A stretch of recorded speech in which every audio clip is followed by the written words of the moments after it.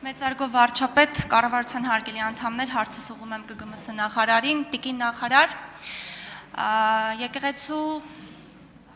բարենորոգման եւ ընդհանուր առմամբ հոգեվոր կյանքի առողջացման օրակարգի այս ճանապարհին շատ հաճախ լսում ենք քննադատություններ, լսում ենք մեղադրանքների տարբեր էլեմենտներ եւ հաճախ այնքան սրվում են այս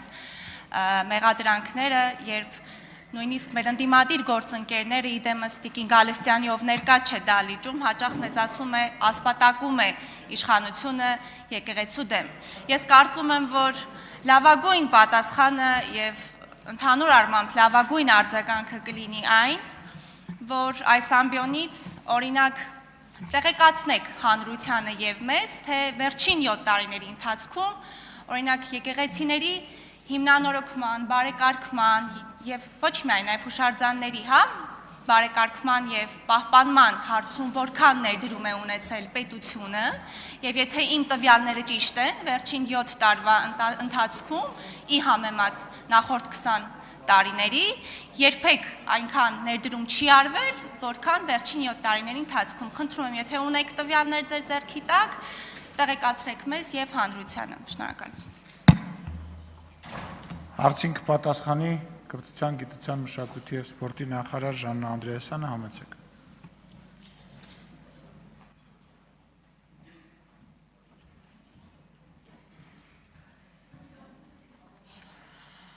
Շնորհակալություն տիկին Ազարյան, իսկապես շատ է քննարկվում մեր ուշադրությունը կամ էլի առերևույթ պնդվում է դրա բացակայությունը հատկապես կրոնական բնույթի հուշարձանների նկատմամբ, այն ինչ պետք է կրկնեմ նորից այսօր հնչած արտահայտությունը, երբեք պետությունը այսչափ աջակցություն չի տրամադրել հուշարձանների պահպանության ոլորտին, անգամներով աճել է հուշարձանների վերականգնման բյուջեն, 18 թվականին մենք հուշարձանների պահպանությանը բյուջեից ընդամենը ունեցել ենք հատկացում 127 միլիոնի չափ։ 2025 թվականին մենք արդեն խոսում ենք շուրջ 1.4 միլիարդ դրամի մասին։ Անգամներով այս աճը բնականաբար ներառում է իր մեջ նաև եկեղեցիները եւ վանքերը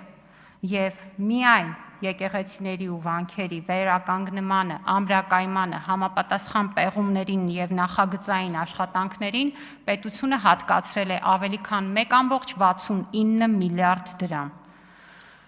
Որ եկեղեցիներն ու վանքերն են, Ոսկեվազի Սուրբ Հովհաննես եկեղեցին, Իրինդի Սուրբ Աստվածածին եկեղեցին, Այգեշատի Թարգմանչած եկեղեցին, Քոբայրավանքը, Սանահինի վանքը, Տեղի Սուրբ Գևորգ եկեղեցին, Հոռոմի Սուրբ Հռիփսիմե եկեղեցին,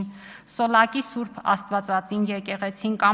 Կամարիսի Սուրբ Հովհաննես եկեղեցին, Բնունիսի Սուրբ Աստվածածին եկեղեցին, Փարպիի Ծիրանավոր եկեղեցին, Մարտունու Հինգետիկի վանքը, Շատիվանքի վանական համալիրը, Քոբայրավանքի անհրաժեշտ տարածքները, Գոշավանքի Գավթի տանիքածածկերի նորոգումը, Հաղպատի վանական համալիրը, Երերույքը, Բջնին, Սրվեղը, Կիրանցի Սուրբ Երրորդություն եկեղեցին, Ոսկեպարի եկեղեցին, Գնդեվազի, Պտղնու տաճարը, Բյուրականի Սուրբ Հովհաննեսի եկեղեցին։ Ես այս ցանկը կարող եմ շարունակել եւ այդ ցանկում մեր բազմաթիվ հուշարձաններ են, որոնք տարիներ շարունակ ունեցել են ամրակայման, վերականգնման կարիք եւ տարիներ շարունակ պետության կողմից այդ աջակցությունն ու հոգատությունը չի եղել, բայց ոչ միայն հոգևոր արժեքների եկեղեցուն ուղղված մեր գործունեությունը ոչ միայն եկեղեցիների ու վանքերի շրջանակում է, այլ ես ձեզ ուզում եմ հիշեցնել այնպիսի կարևոր մի աշխատանք, որը մեր տարբեր հոգևոր արժեքները Հայաստան վերադարձնելու քաղաքականությունն է։ Միայն վերջին տարիներին մենք Մատենադարանին 2 բացառիկ ձեռագիր ենք ձեռք բերել եւ փոխանցել։ Ընդհանուր առմամբ ավելի քան 130 միլիոն դրամ ենք դրան հատկացրել։ Բոլորովին վերջերս 175 միլիոն դրամ հատկացվեց Միջնադարյան եկեղեցու փայտե դռան փեղկին, որը Մեծ Բրիտանիայից կփոխանցվի Հայաստան։ Կարծում եմ այս ամենը առավել քան վկայում է պետության իրական քաղաքականության մասին։ Շնորհակալություն։ Արձագանք։